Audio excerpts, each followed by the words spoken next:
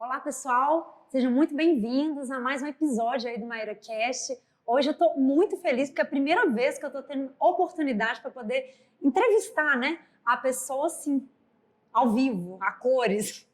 Porque sempre o episódio é sempre em áudio, né? Vocês estão acostumados aí a ouvir sempre no Spotify em áudio. Então, gente, olha que legal. Estamos colocando em áudio esse episódio, mas também no YouTube, tá? Se vocês quiserem ver lá no YouTube, é só acessar lá o canal youtube.com/MaíraOnofre. Gente, olha com quem eu estou hoje aqui recebendo esse primeiro episódio, né, do ano aqui em vídeo, Rafael Winter. Ele foi, antes de tudo, meu professor do mestrado profissional do IFAM, que também é geógrafo, professor da Universidade Federal do Rio de Janeiro e também membro do ICOMOS Brasil. Gente, é uma honra para mim, Rafael, de verdade, assim, você ter tido a agenda para poder estar aqui conversando com a gente em Belo Horizonte, viu? Não estamos no Rio, estamos em BH. Seja muito bem-vindo, Rafael, obrigada. Obrigado, Maíra. É sempre bom, né, a gente poder compartilhar, dividir experiência, falar um pouco do trabalho. E é sempre bom ser recebido da forma como a gente é recebido em Belo Horizonte. Né? Tem uma relação muito forte com Minas, com esse histórico de sempre ser muito bem recebido, de sempre ter uma construção de uma relação profissional muito, muito importante. E Minas tem uma parte, eu acho que muito, muito forte na minha trajetória profissional. Olha que legal, nossa, que bacana. Então a gente fica assim muito feliz, né, de te receber aqui. E vamos começar assim, né, Rafael? Primeiro contando um pouco assim dessa sua trajetória, sua atuação profissional. Tem várias coisas, né, gente? Como você sabe aqui, a nerdzinha, né? Sempre preparo um roteirozinho. Vocês me desculpem aqui se alguma coisa eu ler, mas tem várias coisas, né, para perguntar para o Rafael. Mas antes de tudo, Rafael, conta um pouco para a gente dessa construção sua aí na geografia, na sua atuação profissional, até chegar, né, inclusive, a ser professor também lá do IFAM. Como que foi essa construção, essa trajetória sua? Conta um pouquinho para a gente. Eu tenho uma trajetória, né, com graduação, mestrado e doutorado, todo na geografia, mas sempre ciscando um pouco fora. Trabalhei muito no Museu Nacional de Antropologia, depois muito em relação com os historiadores e depois minha grande relação com os arquitetos. E foi uma trajetória um pouco que se constrói de uma forma dual durante um tempo, porque a minha formação é toda em geografia política. Então, desde o segundo período da faculdade, eu comecei a trabalhar num laboratório de geografia política, um laboratório que hoje eu sou um dos coordenadores na UFRJ, mas sempre estudando processo de formação do Estado, processo de construção de território, fazendo uma monografia, dissertação de mestrado e tese de doutorado que não tiveram muita relação direta com o patrimônio. Sempre com uma relação muito com isso, organização do Estado no Brasil, de uma maneira geral. Mas, paralelo a isso, assim que eu me formei, eu fui convidado, eu era estagiário do Museu Nacional, do Departamento de Antropologia, e o IFAM estava fazendo uma grande pesquisa que era o Inventário Nacional de Bens Imóveis, o INBISU, era um grande inventário, sistema famoso, de inventário, né? Que era coordenado a partir do Rio de Janeiro, lá da área central do IFAM, no Rio de Janeiro, que ainda era bastante forte na época. E eles estavam coordenando, na época, eram 10 cidades, e eles estavam chamando pesquisadores para fazer pesquisa histórica de todos os documentos que existiam nos arquivos e bibliotecas do Rio de Janeiro sobre essas cidades. E eu fui um dessas 10 pessoas selecionadas na época. Eu lembro que eram 8 historiadores e 2 geógrafos nessa equipe, cada um com uma cidade. Área, eu comecei com Cachoeira, na Bahia, né, levantando tudo o que existia. Era um trabalho assim, bem grande. Ele tinha 3 etapas. Era uma etapa no Rio de Janeiro, por conta de ter sido capital e de ter toda a Biblioteca Nacional, Arquivo Nacional, Arquivo do Exército, da Marinha, tudo lá. Então tinha uma etapa lá, uma outra etapa que era na cidade e na capital do estado, né? E depois ele voltava para o Rio de Janeiro para ser feito um texto da pesquisa histórica e tudo mais. Legal. Então era uma proposta bem interessante. Alguns chegaram a ser publicados. Eu lembro que o de São Luís foi publicado, o de Belém, eu trabalhei no de Belém também. O de Belém ficou pronto, mas eu acho que não chegou a ser publicado. Mas, enfim, foi uma... E a partir dali, comecei a entrar nessa área do IPHAN, que é a área de pesquisa e documentação do IPHAN, e não consegui sair mais. Mas ainda assim, fazendo mestrado e doutorado com geografia política e trabalhando e me envolvendo com patrimônio de uma forma que eu não consegui mais. Assim, aquilo tomou conta, foi tomando conta. É realmente uma área muito sedutora, né? Muito. Diz que quem entra não sai mais. Não sai mais. Né? E aí nisso, quando eu termino o doutorado, eu, na época, era funcionário da Prefeitura do Rio também, professor da Prefeitura, no ensino fundamental, e fui trabalhar em pesquisa, né? Fui fazer o INRC também, trabalhar no Inventário Nacional de Referências Culturais de Cachoeira. Um trabalho extenso em Cachoeira, então, que você já teve.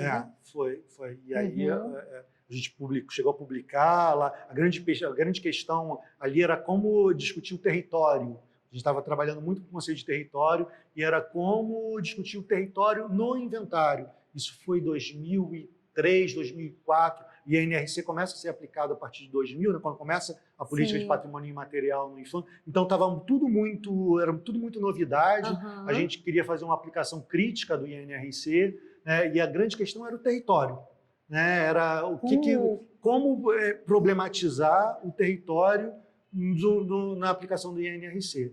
E aí saíram algumas publicações em função disso. E logo depois começou o PEP, né, o Programa de Especialização em Patrimônio, que estava começando a ser organizado lá no IPHAN do Rio, com o apoio da Unesco. E aí a gente estava acabando o INRC de Cachoeira, o projeto chamava Rotas da Euforia. Aí a Lia Mota me pergunta: você quer trabalhar na coordenação do PEP? E ele diz: Lia, não sei, eu não... Muito seguro. Não, vai. E aí eu acabei assumindo como o que era, na época, a figura do recém-doutor, contratado pela Unesco, porque quem apoiou o início da construção do PEP foi a Unesco, então fui contratado pela Unesco para trabalhar na coordenação do início do PEP. Eu peguei o PEP na segunda turma. Eu não cheguei a pegar a primeira, mas peguei na segunda turma, e a partir dali não saí mais. E aí, logo, tempo depois, teve concurso para a UFRJ, eu fui ser professor da UFRJ, e foi um momento que eu consegui juntar as duas coisas, essas duas trajetórias. A trajetória da geografia política, então eu entro na UFRJ com a cadeira de geografia política, um concurso para geografia política, mas vou trabalhar com política de patrimônio.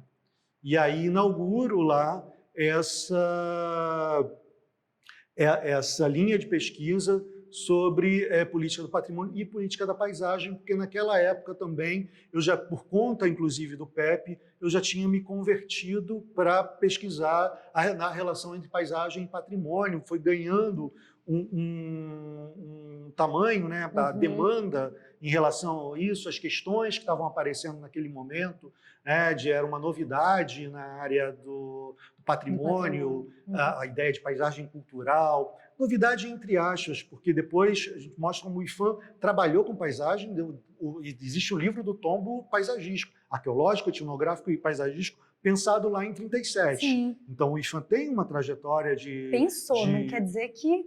Mas você tem alguns tombamentos paisagísticos, né, do IPHAN.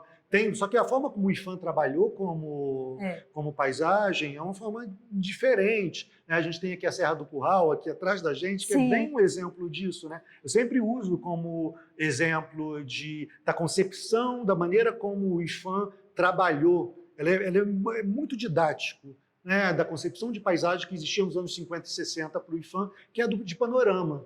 Então, o tombamento da Serra do Curral, essa ideia de tomba a partir do... Primeiro foi uma discussão enorme, né? Teve parecer contrário. Então, aí no final das contas, tomba-se o eixo, a Serra do Curral, a partir do eixo da Afonso Pena,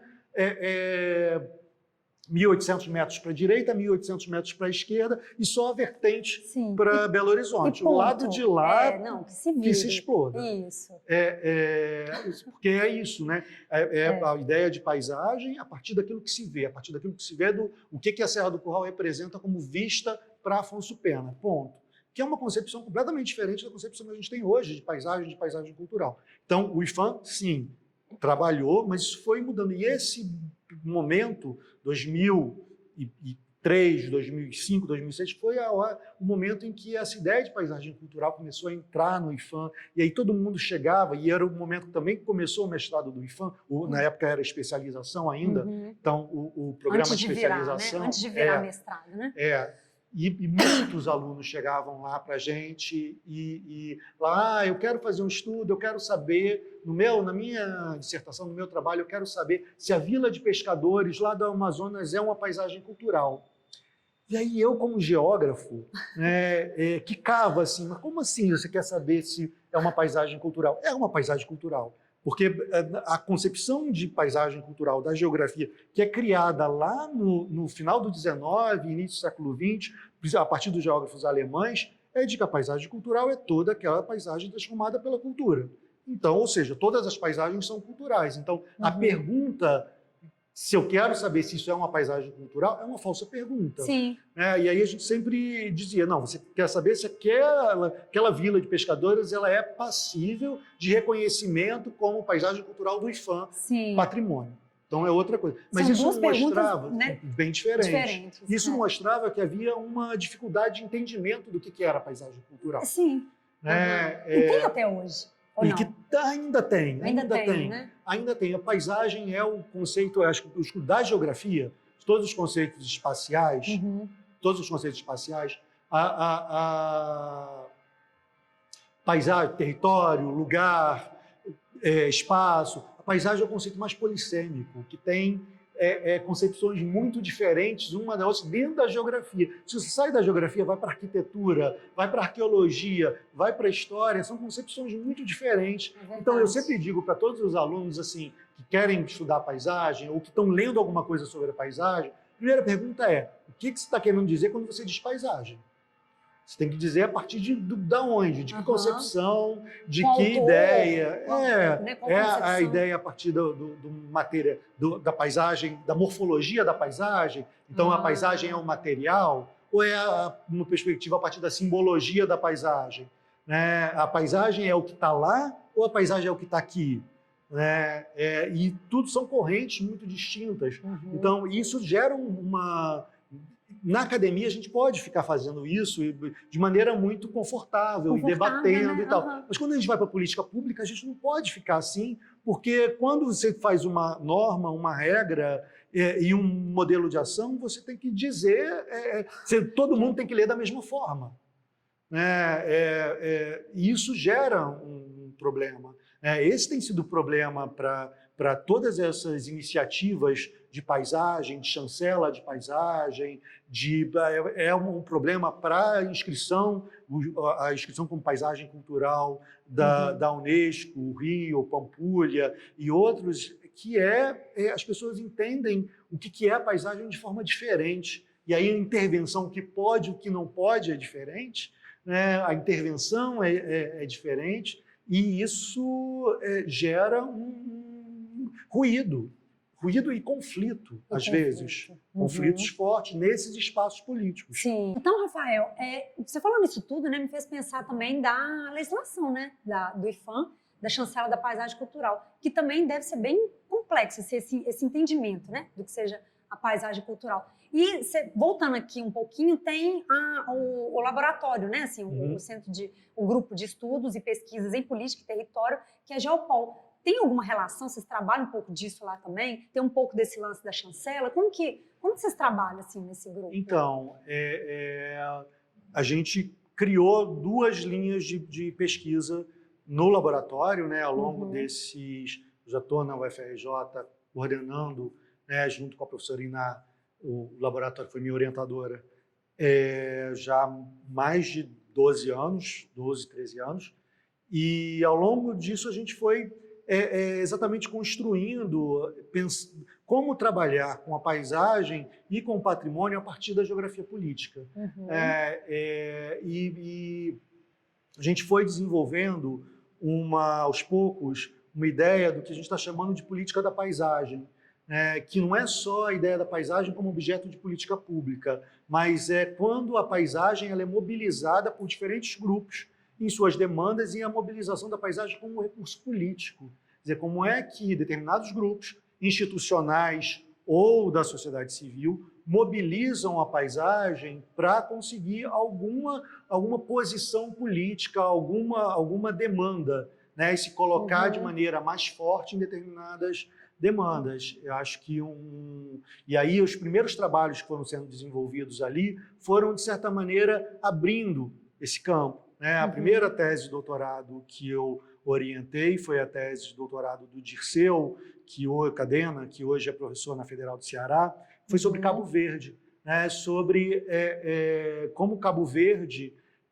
mobilizou o patrimônio mundial, a inscrição da Cidade Velha no patrimônio mundial e a paisagem, e a forma daquela paisagem, para construir institucionalmente o campo do patrimônio naquele país, e para se internamente e externamente, como é que o fato de deter o patrimônio mundial, como é que ele se colocou como um player importante entre os PALOP, entre os países africanos de língua portuguesa, porque até então só Moçambique que tinha uma inscrição e Cabo Verde foi o segundo país dos PALOPs a ter uma inscrição como patrimônio mundial, então ele se coloca ali também. Então, esse um outro trabalho também que eu acho logo em seguida, que mostra um pouco, agora não mais o uso institucional da paisagem, mas o uso por determinados grupos, é o trabalho da Mariana Brito, que hoje é professora do Cefet Rio, sobre Olinda,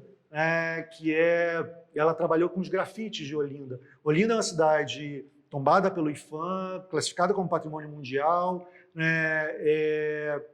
e que tem muita ação de grafites, muitos muros grafitados, que geram certos conflitos na área, mas que são grupos da periferia de Olinda. A gente sempre pensa em Olinda, quando a gente pensa em Olinda, a gente pensa sempre naquele cucuruco histórico, mas é um município enorme, com uma população enorme, muito pobre, invisibilizada. Então, esses grupos da periferia vão usar a visibilidade do centro histórico para aparecer a partir dos grafites, e inclusive mobilização política. Então, é um exemplo daquilo que a gente está chamando de política da paisagem. São dois exemplos, o institucional e o emergente, o que a gente chama de paisagens emergentes, o que a gente chama de paisagens de conflito,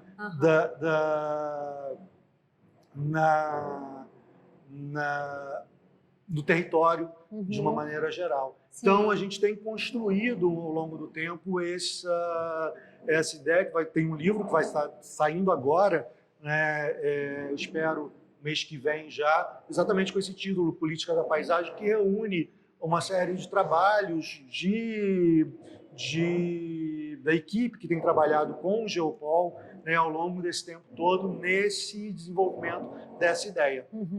Entendi. E é legal porque mostra a concepção de um grupo, assim, Então, cada um vem reforçando ali e trazendo, talvez, isso que você chama dessa paisagem, que depende muito da formação, Então, eu estou entendendo que é um grupo que expande, É um trabalho coletivo. Legal. É um trabalho coletivo, não só de geógrafos, a gente tem também arquitetos no grupo. Sim, legal. E cada trabalho acrescenta sempre um elemento a mais nessa discussão da relação entre paisagem, patrimônio e política. Sim, legal. E eu até destaquei uma outra questão aqui também para te perguntar, Fábio, porque teve uma palestra que você deu com o título O Patrimônio Cultural e o Direito à Paisagem, naquela segunda jornada fluminense de pós-graduandos em acervos, preservação e memória, em que você destacou um tema que me chamou muita atenção, até coloquei assim entre aspas, relação entre paisagem e patrimônio cultural, embora antiga, ganhou uma atenção renovada nos últimos 20 anos. Queria saber por quê. O que vem desses 20 anos para cá que a gente pode estar entendendo que está aí diferente? Eu acho que tem duas coisas que eu queria realçar, né? Primeiro é essa ideia do direito à paisagem, direito de paisagem, que é um tema que vem ganhando destaque mais recentemente. Eu acho que no México tem uma discussão grande nisso. No Brasil, a gente já tem algumas pessoas fazendo. No caso do Geopol, a gente tem um trabalho do Davi, que trabalhou em Recife, com a Bacia do Pina e as disputas paisagísticas em torno daquela área ali próximo do centro de Recife, e aí onde ele trabalhou, desenvolveu a ideia da cidadania paisagística. Né? Como que é isso que eu estava falando, de que cada um acrescenta um elemento a mais nessa discussão da relação entre paisagem e política. Ele vai discutir essa ideia de como é que alguns grupos vão construir a sua cidadania e as demandas por cidadania a partir da paisagem, e ele faz isso usando todos os conflitos em torno da paisagem ali na Bacia do Pina, em Recife. Então, esse é um dos elementos, né, essa ideia do direito à paisagem é um dos elementos que vem crescendo, mas desde 2000, né, 2002, 2004, quando eu entro nessa história, aquilo que eu estava contando no início, dessa ebulição das questões em torno da paisagem cultural, a gente já tem aí 20 anos em que muita água rolou, muita coisa se expandiu. Muita discussão apareceu, né? A gente teve uma ênfase muito grande, num dado momento, da paisagem cultural, da ideia de paisagem cultural no Brasil, e dali veio a ideia da chancela da paisagem cultural, né? Que no momento aparecia como a grande solução de todos os problemas. Revolução, né? Assim, me pareceu na época, momento, né, em 2007, o Luiz Fernando de Almeida, que era o presidente do IPHAN, publicou um artigo de meia página do Globo com o título O Futuro é a Paisagem, onde ele dizia exatamente isso, que tudo que a Constituição diz como patrimônio cultural pode ser visto de forma integrada a partir da paisagem cultural. Eu acho que era isso. Naquele momento, a grande questão era como ver de forma integrada as coisas que a gente sempre trabalhou de forma diferente, separada. Patrimônio material, patrimônio imaterial, patrimônio natural, patrimônio cultural. E a solução parecia ser a abordagem espacial, né? Você ver a partir do espaço, né? Porque esses fenômenos todos acontecem no espaço, então a partir do espaço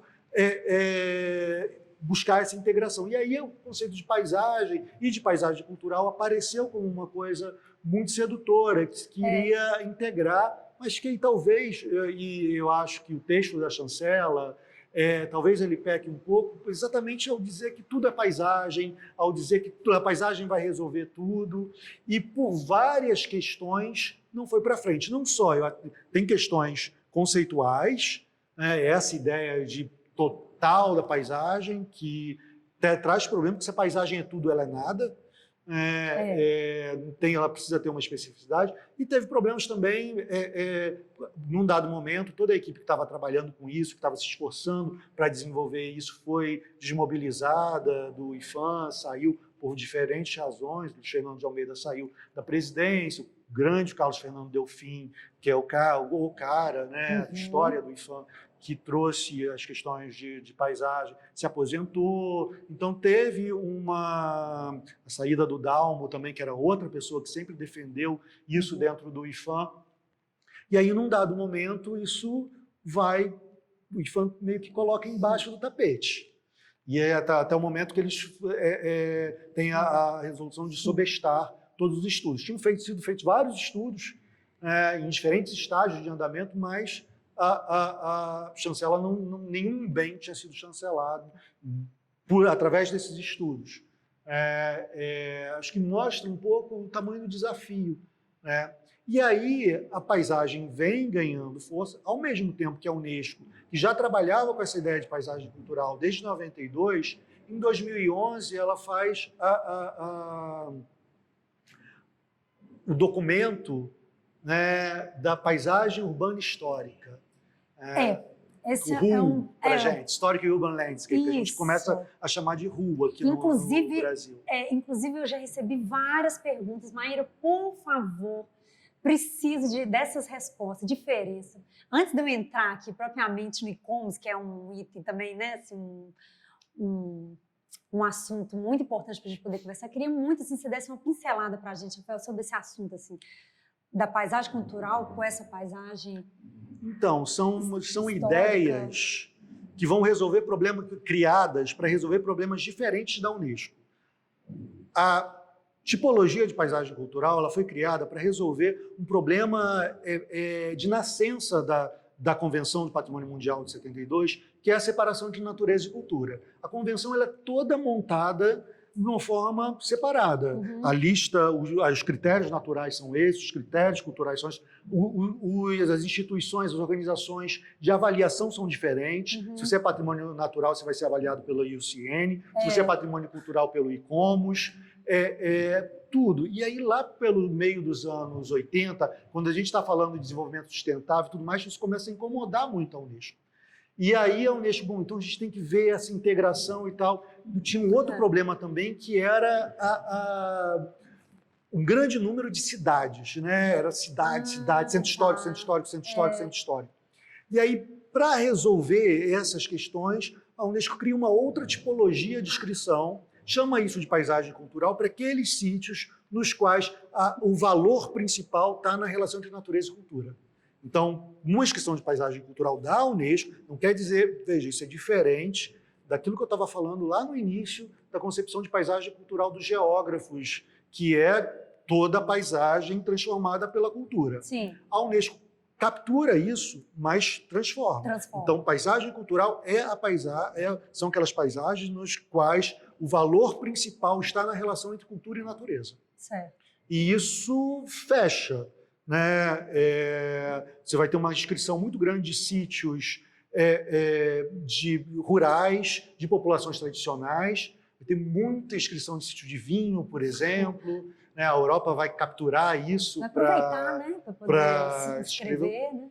E resolve, porque você amplia a possibilidade de inscrição de sítios rurais. Mas, ao mesmo tempo, você fecha para a paisagem cultural cidade. Buenos Aires tentou, é um caso clássico, Buenos Aires tentando se inscrever como paisagem cultural e o ICOMOS dizendo, não, a Unesco dizendo, vocês não são uma paisagem cultural. Mostra um entendimento daquilo. E era um momento em que o Rio estava se colocando como candidato também, e a gente de olho lá, negaram Buenos Aires. Cuidado. E aí o Brasil começa uma estratégia de querer construir uma outra tipologia, que a gente estava chamando na época de paisagem cultural urbana. E mostrar que, bom, a paisagem cultural ela pode ser aplicada também na cidade.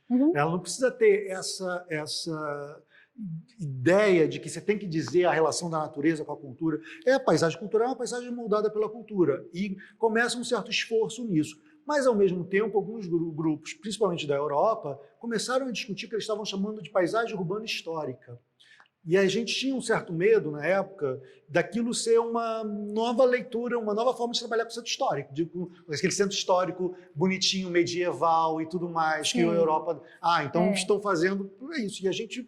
Não, as nossas cidades não se encaixam nesse modelo. A gente cria a paisagem cultural urbana exatamente para fugir desse modelo de centro histórico amarradinho europeu. Então, tinha uma certa disputa ali.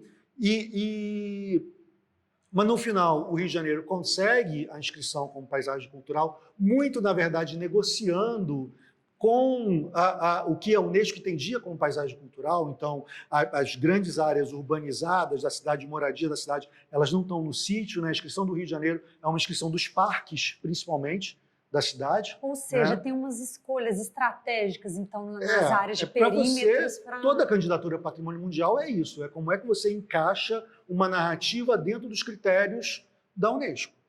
Mudando um pouquinho os critérios, forçando, mas sempre é uma tentativa de colocar. Então, nesse momento, e aí eu estou falando 2009, tinha essa discussão, então a gente vai criar uma nova tipologia para inscrição. Tinha um certo debate sobre isso. Eu lembro de ter participado de uma reunião da Unesco onde isso estava sendo colocado, mas então paisagem urbana histórica vai ser uma nova forma de escrever, uma nova categoria para inscrição, tipologia para inscrição, ou vai ser uma abordagem?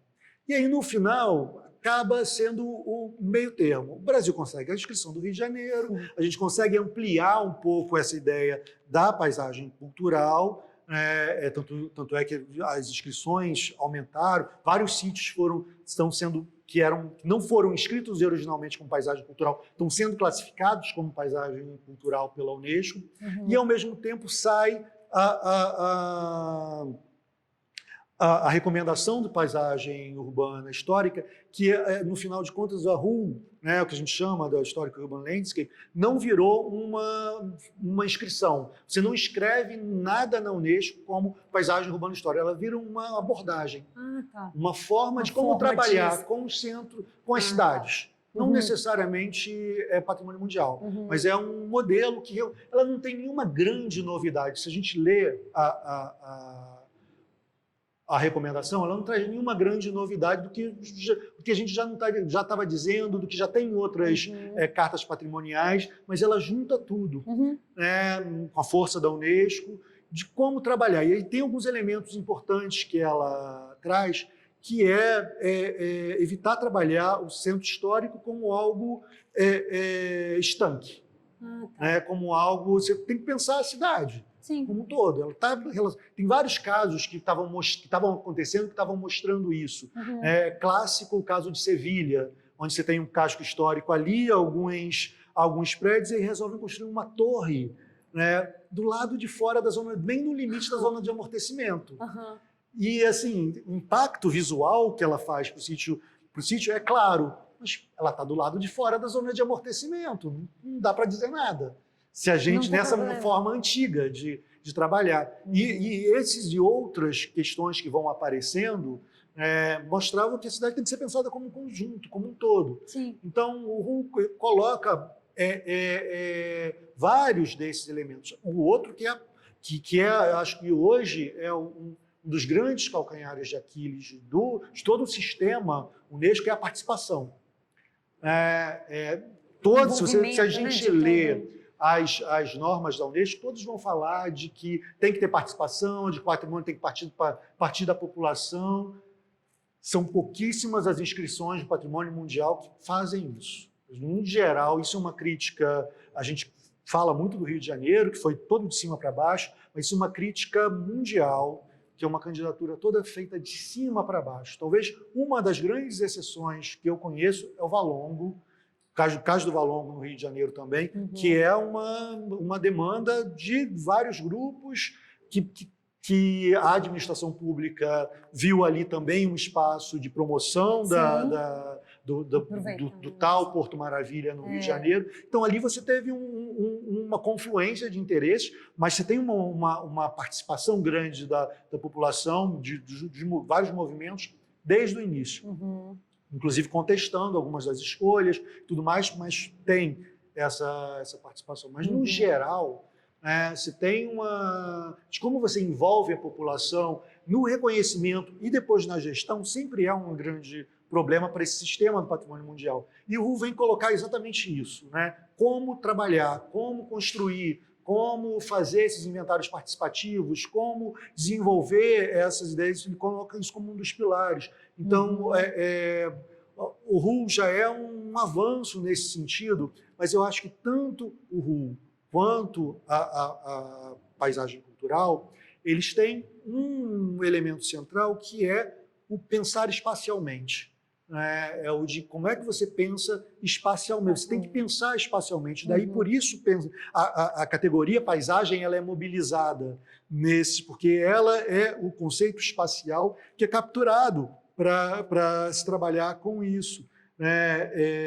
Então, afinal de contas, como é que eu vou pensar a cidade como um ente espacial, com as suas conexões espaciais? Eu não posso pensar uma coisa desconectada da outra. Eu não posso pensar a natureza desconectada da cultura, como eu também não posso pensar o imaterial desconectado do imaterial. Sim. Então, essas soluções de paisagem cultural, de paisagem urbana histórica, embora elas sejam mobilizadas para resolver problemas diferentes, no fundo, elas têm por trás essa ideia das conexões de observar os valores, os bens, de uma forma conectada, que é um grande desafio, né? Porque a gente tem uma tradição de pensar separado, né? O IPHAN está todo dividido, patrimônio material, patrimônio imaterial, difícil um departamento conversar com o outro. A Unesco nem se fala, né? E aí natureza e cultura, né? E são agentes diferentes, são lógicas muito diferentes.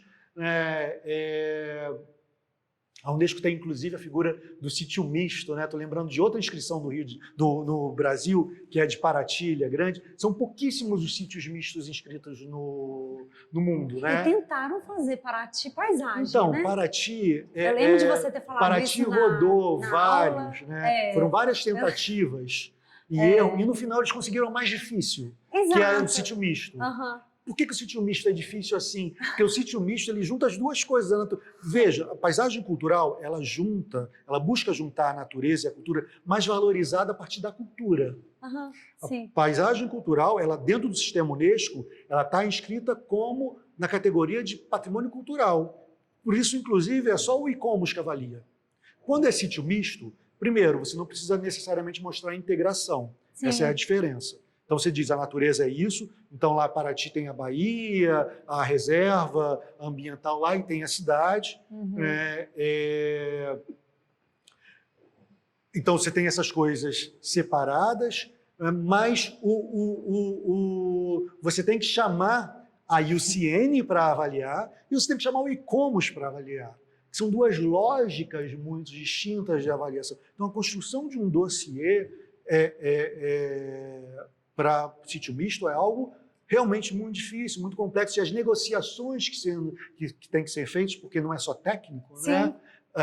Fundamentalmente, tem um artigo que eu publiquei recentemente, onde eu falo de como é que a construção do patrimônio mundial ele é feita a partir de 3 eixos principais, o técnico, o político e o geopolítico. Então, você tem que negociar e você tem toda a questão geopolítica entre os membros, os países membros, como é que o Brasil se coloca, como é que o Brasil vai colocar determinada candidatura, quem vem avaliar, né? Como é que no comitê lá você se coloca. Eu lembro que no caso do Rio de Janeiro, o Brasil negociou muito com a Colômbia, então foi um apoiando o outro, tanto para o Rio de Janeiro como para o sítio de paisagens cafeteiras da Colômbia. Então tem isso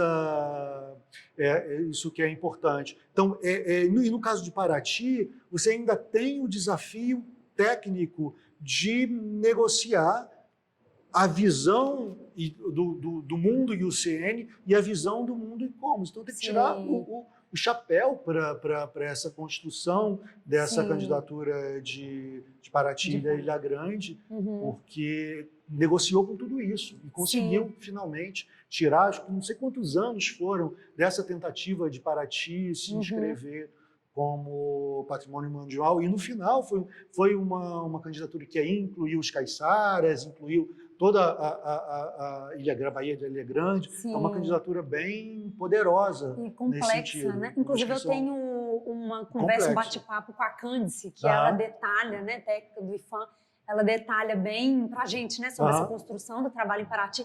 E legal, Rafael, né, isso tudo que você comentou, porque às vezes eu recebo muitas perguntas de vocês, principalmente nos trabalhos aqui dos municípios mineiros, sobre essa participação popular. Então, para vocês verem, o Rafael está bem aqui focado, né, nesse trabalho, né, intenso que você tem com a Unesco, para vocês verem que isso não é um caso isolado, né? A gente não tem casos aqui isolados. Mas como que faz para envolver a população, gente? Isso é problemas, assim, que realmente, e construções que você vê, está relatando aqui da Unesco, o IPHAN com certeza trabalha, né, passa por esse tipo de problemas também. Então, assim, trabalhar com patrimônio cultural é um pouco disso, né? É como envolver mesmo, né, a população para esse entendimento. Então, é legal você estar trazendo essa experiência aqui da Unesco para poder falar aqui com a gente. Rafael, a gente discutiu aqui bastante, né, sobre paisagem. Eu achei ótimo todas essas questões que você colocou aqui, todas muito urgentes, inclusive, né, da gente conversar. Uma pena que aqui tá um bate-papo, tá uma delícia, mas passa muito rápido, né? Mas eu tô doida querendo saber sobre ICOMOS Brasil, né, que você é um dos membros. Me conta um pouco assim, de como que é o trabalho, os desafios, as ações, sabe, que estão sendo desenvolvidas, porque assim, é reconhecido no Brasil inteiro, né? Então, conta um pouco para a gente aqui Eu como acho que interessante, né? Porque às vezes as pessoas ouvem falar do e-commerce e tal, mas não sabem exatamente o que é. O e-commerce é hoje a maior organização não governamental do mundo com relação ao patrimônio, né, criado na década de 60, e que é a única, no caso do patrimônio cultural, é a única organização que está no texto da Convenção do Patrimônio Mundial, aquela criada, aquela que vai assessorar a Unesco. Às vezes a gente fala muito da Unesco, né? Unesco, imagina a Unesco, o Patrimônio Mundial, como algo gigantesco, mas a Unesco do sistema, o Centro do Patrimônio Mundial, ele é mínimo. Sério? Quem faz todo o trabalho, quem faz todas as avaliações, é o ICOMOS, né, que é uma organização não governamental, sem fins lucrativos, de pessoas que trabalham com patrimônio. Né? Então, você tem muita gente da universidade, muita gente da iniciativa privada, que, a partir de ter uma certa experiência com o patrimônio, se candidata para participar do ICOMOS, é aceito e vira sócio do ICOMOS, e a partir dali participa do ICOMOS, tem os seus comitês científicos, que é algo... O Comitê de Paisagem Cultural, por exemplo, é um dos comitês mais do Brasil, um dos comitês mais ativos, né? E o internacional também. Então, tem o ICOMOS, você tem o ICOMOS internacional e você tem as representações nacionais. Né? No caso do Brasil, a gente tem o presidente hoje, é o Flávio Casarlardi, aqui na UFMG. Então, tem uma presença, o ICOMOS tem uma presença forte aqui em Minas. Antes dele tinha sido o Leonardo Castriota, que hoje é o vice-presidente do ICOMOS Internacional, vice-presidente para as Américas. Então, você tem essas representações nacionais e os comitês científicos internacionais e os nacionais. Então, quando você é membro do ICOMOS, você se candidata lá, decide para participar dos comitês científicos de restauro, de paisagem cultural, de patrimônio moderno, enfim, de educação patrimonial, são vários. E onde a missão institucional do ICOMOS é discutir a doutrina do patrimônio, então avançar com a discussão teórica do patrimônio, mas também com a prática, né? E assessorar a Unesco, mas não apenas a Unesco, e as instituições de patrimônio de uma maneira geral, e funcionar também como esse que vai, às vezes, cutucar, né? Mostrar, olha, não está... Porque tem esse papel da avaliação, né? De tempos em tempos, tem uma missão de avaliação. Então, o ICOMOS é chamado... você tem o sistema, por exemplo, do alerta patrimonial. A gente acabou de fazer um alerta patrimonial, no caso brasileiro, para a Serra do Curral. Foi inclusive, o ICOMOS da América Latina desenvolveu uma nova metodologia, um pouco diferente da metodologia que vinha sendo aplicada na Europa, de desenvolver o alerta patrimonial, que é primeiro fazer uma grande reunião com a comunidade, com todos os agentes envolvidos, quando há um problema, né, quando há uma ameaça ao determinado sítio. Então, no caso da Serra do Curral, nós convidamos a população, convidamos a mineradora, governo do estado e tudo mais, uma série com avaliadores internacionais que fizeram uma série de recomendações. Como essas recomendações elas não foram seguidas, e aí a gente deu um prazo para isso, como isso não foi seguido, a gente lançou um alerta internacional com a imprensa e comunicando que, olha, há um problema. E a partir dali você tem um sistema de pressão internacional de monitoramento, grande, assim, e de monitoramento, que é algo que sistema de monitoramento que o ICOMOS vem criando e vem fazendo. Então, esse é uma das ações. Né? Agora, no Rio de Janeiro, com a questão da tirolesa do Pão de Açúcar, e estão cortando a rocha do Pão de Açúcar, a empresa lá, nós primeiro fizemos uma nota e agora a gente está avaliando a necessidade de começar também um processo de alerta patrimonial lá no Rio de Janeiro. A gente não quer que chegue a isso, eu acho que dificilmente chegaria a isso, mas em última instância pode Se precisar. levar a colocar o Rio de Janeiro na lista do Patrimônio Mundial em Perigo, que é aqueles sítios que a Unesco coloca onde tem problema e corre o risco de perder o título. Acho que dificilmente, ninguém quer isso, dificilmente vai chegar nisso, mas o sistema é esse, né? O sistema é o alerta patrimonial e aí, em seguida, a lista do patrimônio em perigo e, em último caso, perder o título, que é o que aconteceu agora, mais recentemente, com Viena, na Áustria. Que perdeu o título de patrimônio mundial por causa de uma série de intervenções que estavam sendo feitas em volta do centro histórico de Viena. Prédios estavam subindo, o ICOMOS dizendo não, toda a mediação, e ainda assim eles tiveram a liberação, e ainda assim só restou a Unesco, depois de passar por todas essas etapas, retirar o título de Patrimônio Mundial de Viena, do Centro Histórico de Viena.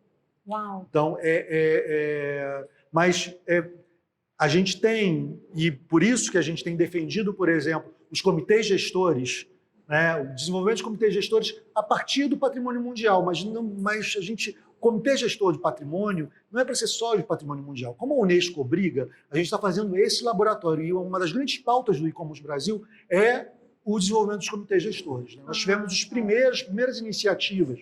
Rio de Janeiro e Pampulha foram as primeiras iniciativas nesse sentido, começaram a andar.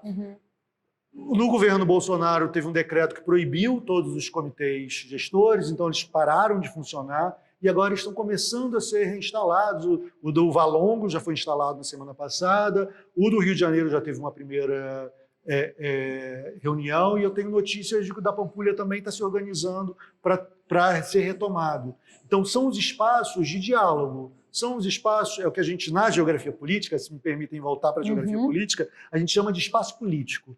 Né, usando um conceito desenvolvido pela professora Inádia Castro. São esses espaços onde os diferentes se encontram e onde onde as diferenças aparecem, espaços institucionais onde as diferenças aparecem e que você vai buscar soluções institucionais para elas. Então, esses comitês de gestores são os espaços exatamente onde a gente espera que, ao fazer institucionalmente os problemas aparecerem, que a gente possa conseguir soluções institucionais para esses problemas. Acho que essa é a grande pauta. Mais do que ficar pensando em alerta, ficar pensando em colocar em lista, é desenvolver institucionalidades, desenvolver comitês gestores. Nesse sentido, politicamente, para o Brasil, isso é um grande desafio, porque o nosso sistema é todo dividido em 3 entes federativos, né? Estado, município e União. E como é que você coloca, e necessariamente, legalmente, a gente não tem que conversar, mas como é que você coloca esses agentes todos para conversarem? Né? No caso do Rio de Janeiro, por exemplo, você tem a Floresta da Tijuca, você tem tudo ali, né? Você tem tomamento estadual, tomamento municipal, tomamento federal, reserva ambiental, a PAC do município, a Paru, tem tudo no entorno da Floresta da Tijuca e o patrimônio mundial. Né? Como é que você constrói um sistema de gestão nisso? O comitê gestor, a ideia das ideias do comitê gestores é que eles possam colocar isso e que eles possam, então, ser esses espaços de negociação para que esses conflitos possam aparecer e que a gente não tenha esses problemas. E, principalmente, aí é outro desafio, participativo, que a gente consiga colocar, que não sejam comitês só técnicos, só com os técnicos da prefeitura, mas que a gente tenha representação também da sociedade nesses comitês gestores. No Rio de Janeiro, a gente já tem a Federação das Associações de Moradores, tem o ICOMOS, tem a ABAP, Associação de Arquitetos Paisagistas, mas isso é muito pouco. Tem que ter mais representatividade da sociedade nesses comitês gestores para serem ouvidos e para participarem da gestão. Acho que esse é o grande desafio atual do patrimônio. Como a gente sempre... O IFAM, que é uma instituição, acho que uma das maiores instituições de patrimônio do mundo e que a gente tem que... A gente está sempre criticando, falando, a gente tem que perceber que o IFAM é uma das instituições de patrimônio do mundo mais estruturadas, melhor estruturadas, com uma percolação enorme, e a gente precisa tirar o chapéu. Mas, historicamente, por sua definição legal, o IFAM está acostumado a trabalhar, a dizer, ele diz o que pode fazer e o que não pode fazer.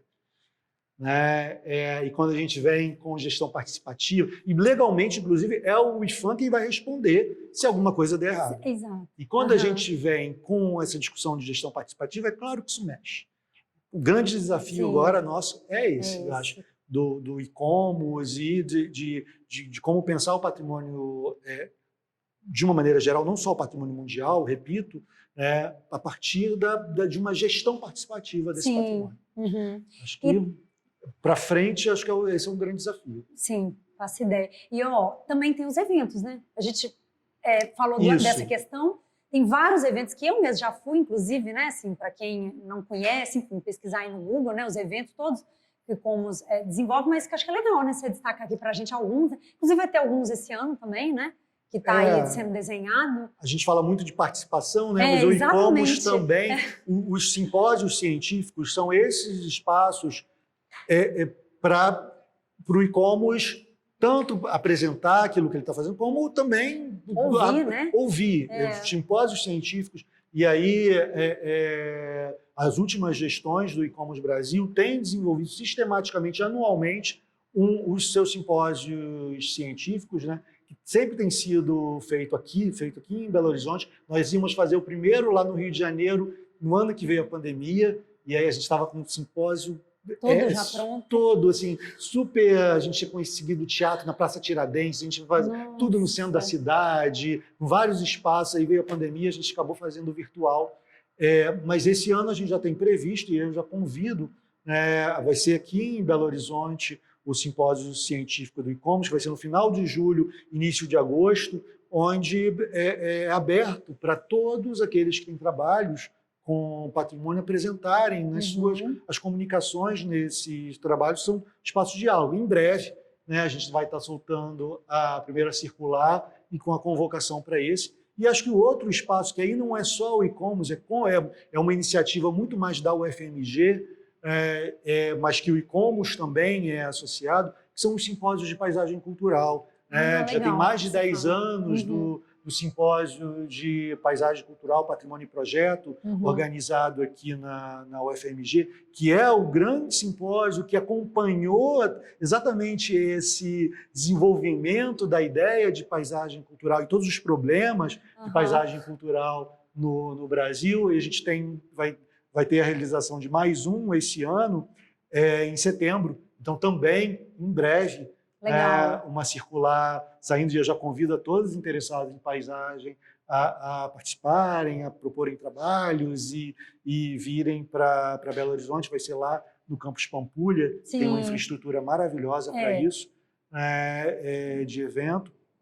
E um colóquio ibero-americano, então a gente sempre tem também um diálogo também com esse mundo ibero-americano e com a participação do ICOMOS, mas não apenas do ICOMOS, de universidades e tudo mais. E esse ano a gente vai falar muito a ideia que a gente trabalha muito, a ideia da gestão da paisagem, essas questões da participação, que é a grande questão do momento. Que está posta, né? Isso vai aparecer. Gente, e eu já também fui, né?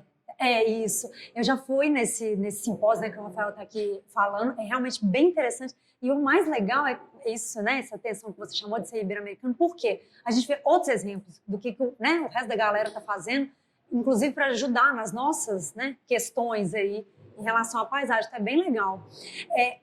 Rafael, eu quero muito te perguntar, assim, caminhando aí para esses minutos finais aqui, né, do nosso bate-papo, espero que vocês estejam aí gostando, de um clássico que você produziu, um clássico que provavelmente você deve até saber, que é aquele livro Paisagem Cultural e Patrimônio, de 2007.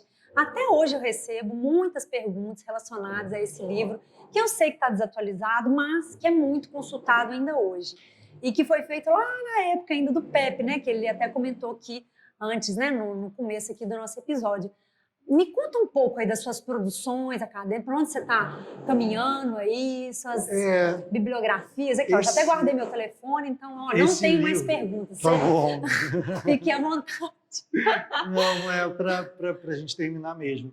Esse livro, ele foi feito exatamente naquele momento da ebulição da paisagem cultural, onde todo mundo estava, e eu estava lá no PEP trabalhando como contratado da Unesco, como consultor da Unesco, para o PEP, e eu tive que fazer uma pesquisa, e foi ali a Mota, mais uma vez, olha, e na época eu era o único geógrafo ali envolvido nisso, né? E aí quando falava em paisagem cultural, inevitavelmente todos os dedos apontavam para mim. E olha que eu nem trabalhava, eu falei, né? Eu estava na época com o Imbiçu, com o Centro Histórico, depois com o Patrimônio Imaterial, discutindo o território, mas aí começa essa demanda do PEP enorme, eu era o único geógrafo envolvido nisso, e tinha também o compromisso no meu contrato de fazer uma pesquisa também. Aí ali é paisagem. Então, vamos produzir um texto que sirva como base para os alunos do PEP, né? Primeiro, porque a paisagem cultural parecia como uma grande novidade, mas o IFAM, como eu falei, já trabalhava com paisagem, não pode ignorar isso.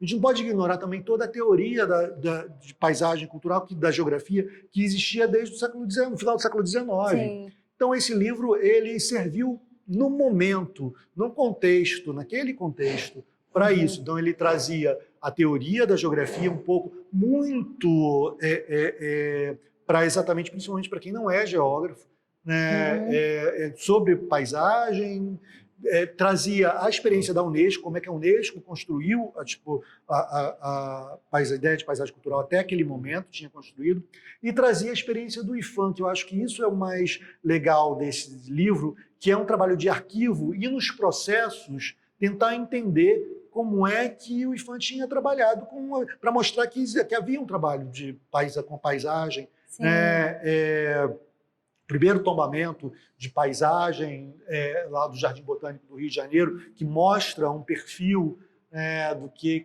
estava sendo feito.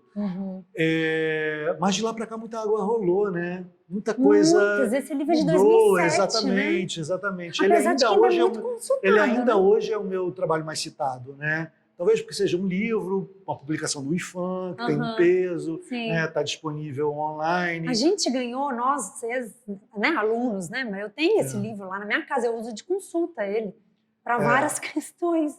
Mas está desatualizado, né? Segundo você. Então tem que dar bem desatualizado, então você tem que tomar um cuidado com que ele está lá. Tem no próprio IFAM, tem um artigo sobre paisagem no dicionário IFAM de Patrimônio Cultural, que está online, de 2020, que apresenta uma discussão muito mais atualizada, mais conceitual, sobre a ideia de paisagem, e como é essa relação entre paisagem e patrimônio, então, onde eu vou trabalhar um pouco de como é que essa ideia, essa relação de paisagem e patrimônio aparece, né, e como é que ela vai ser abordada, a relação entre a ideia de paisagem, a paisagem como algo a ser visto, ou a paisagem como natureza. Essa dualidade acompanha o tempo inteiro a relação entre paisagem e patrimônio. A gente vai ver diferentes abordagens na relação da paisagem com o patrimônio. Ora, ela é paisagem como vista, a ideia da bacia visual, e experiências como o próprio INCEL, do IFAM, que vão trabalhar muito com a visibilidade, ou a experiência da paisagem com relação com a natureza, que aí a paisagem cultural entra forte. Então, esse trabalho feito para o dicionário do IFAM, ele um pouco tenta recuperar isso, essa discussão. Então, acho que ele é uma discussão mais atualizada com relação a isso. E agora a gente está lançando, deve sair impresso no mês que vem, mais tardar no mês que vem, um livro que a gente está chamando de Política da Paisagem, onde exatamente junta toda essa discussão acumulada do Geopol com relação ao que a gente está chamando de política da paisagem, exatamente a paisagem como recurso político e esses usos. A gente tem um livro sendo publicado agora, a gente já tem um volume 2 começando a ser preparado, com vários alunos, inclusive, com os alunos do mestrado do IFAM. Onde que a gente vai achar essas? Ele vai estar disponível como e-book no site da editora, que é a Terra Escrita, e vai estar também à venda online a versão física em todas esses grandes espaços virtuais, Amazon, Casas Bahia, Americanas, se ela sobreviver, todos esses espaços. Que se não morrer, está lá. Exato. Todos esses espaços de compra virtual, eles vão estar lá também. E o e-book vai estar disponível no site da editora, lá para ser baixado em breve também. Uhum. E a gente está preparando o volume 2 e pode ser que saia também em breve um Paisagem Cultural e Patrimônio 2, atualizar aí Nossa, com a vamos discussão da gestão da aguardar. paisagem. Isso vai demorar um pouquinho mais ainda, mas Mas está nos planos. Está nos planos, está nos planos. Legal. Rafael, tem alguma coisa assim que às vezes eu não te perguntei que você queria aqui destacar para a galera? Esse tema de paisagem cultural, esse livro talvez seja um clássico, assim, que realmente as pessoas te associam muito, né? Essa questão da discussão da paisagem cultural. Mas tem alguma coisa que você queria destacar? Enfim, alguma bibliografia que você acha que vale a pena para a galera? Enfim, tem muita gente que está começando também, né? Na área do patrimônio. Então tá, né, pescando aqui agora esse assunto de paisagem. Então tem alguma coisa, não, Maíra, isso aqui vale muito a pena? Ou não? Todos esses que você já... Eu acho colocou, que, tá. e aí, principalmente para quem está começando, eu sempre falo isso, né, nas aulas, nas orientações, que toma muito cuidado para não descobrir a roda. E isso é ver quem já escreveu antes. Né? Buscar, ver quem... Porque no caso na paisagem cultural, lá nos anos, parecia que a gente estava inventando a roda. E já havia uma discussão enorme do próprio IPHAN sobre isso, da geografia, da arqueologia, da coisa. E a paisagem cultural, assim, agora, a gente está inventando a paisagem cultural agora. E não era. Então, eu acho que é muito importante fazer revisão bibliográfica.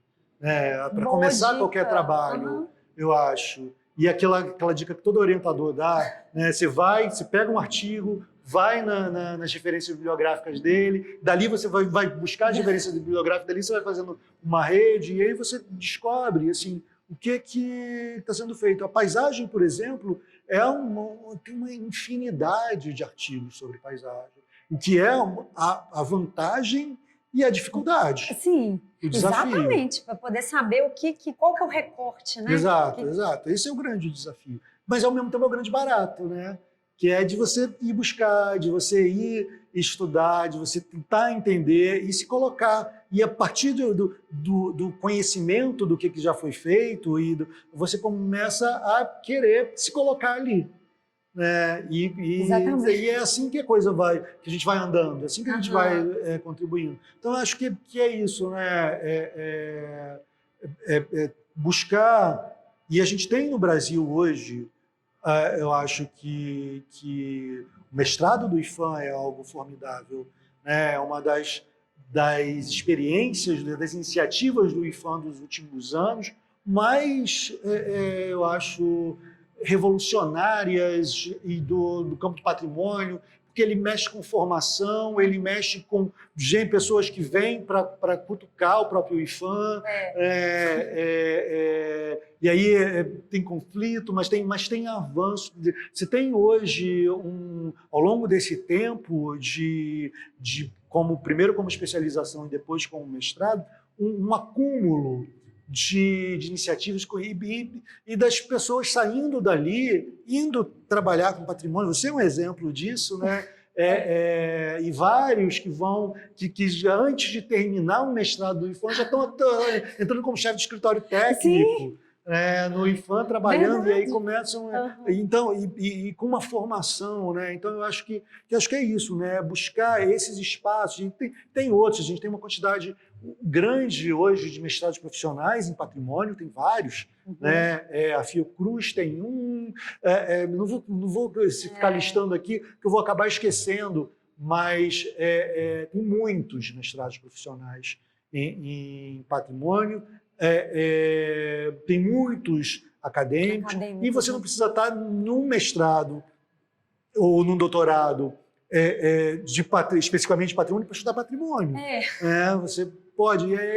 Esse que é a interdisciplinariedade é o desafio, mais uma vez, o desafio e a vantagem do campo do patrimônio, que é essa conversa entre os diferentes. Então, esses espaços que são construídos de formação do patrimônio, acho que são. Então, acho que buscar dialogar com essas formações, eu acho barato. Sim. Possibilidade que a gente tem hoje, a gente não tinha há 15, 20 anos atrás. Sim. Né? A formação do campo do patrimônio, a minha formação no campo do patrimônio mundial, no campo do patrimônio, foi no IFAM. Né? Eu sou formado pelo grupo da Copedoc no Rio de Janeiro, a antiga Copedoc, Coordenação de Pesquisa e Desenvolvimento, foi onde eu aprendi com patrimônio, lidar, trabalhar. Então, eu sou trabalhando com a experiência a partir da Lia Mota, da Márcia Chuva e de outras pessoas que estavam ali naquele momento discutindo. Então, hoje a gente tem isso e tem essas formações. Então, eu acho que avançou muito nos últimos tempos. E vai avançar mais. Rezemos para que sim. Nossa, você foi falando as coisas, aí me fez lembrar muito, né, dessa experiência que eu tive lá no mestrado profissional do IFAM. E é isso, né, esse caráter interdisciplinar deixa a gente, né, por exemplo, eu enquanto arquiteta, realmente com a cabeça assim, você pincela em vários assuntos e aí te traz, né, sempre você quer, mas olha, tal pessoa falou tal coisa, então você puxa e... Foi muito legal você ter falado dessa questão das referências, porque é isso, a gente fica realmente imerso, né? Então, eu acredito que o caráter mesmo, o objetivo do mestrado do IFAM é justamente isso, ter essa imersão no patrimônio para quem gosta, né? Tipo, a gente só vai ficando, né? Então, nossa, Rafael, eu estou muito feliz mesmo com a nossa entrevista. Muito obrigada, espero que vocês tenham gostado também. Gente, muito obrigada. Obrigada, Daniel, de estar aí gravando nosso podcast, né, em vídeo, nosso primeiro. Espero que seja de muitos. Obrigada pela sua disponibilidade. Agradeço estar nesse espaço super legal de diálogo, porque isso é mais uma das ferramentas que estão sendo criadas, construídas, de divulgação, de diálogo e para fazer a gente pensar. E é sempre bom participar disso. E eu agradeço a possibilidade de estar aqui. Obrigada. Eu que agradeço muito. Gente, até mais. Até o próximo episódio. Obrigada.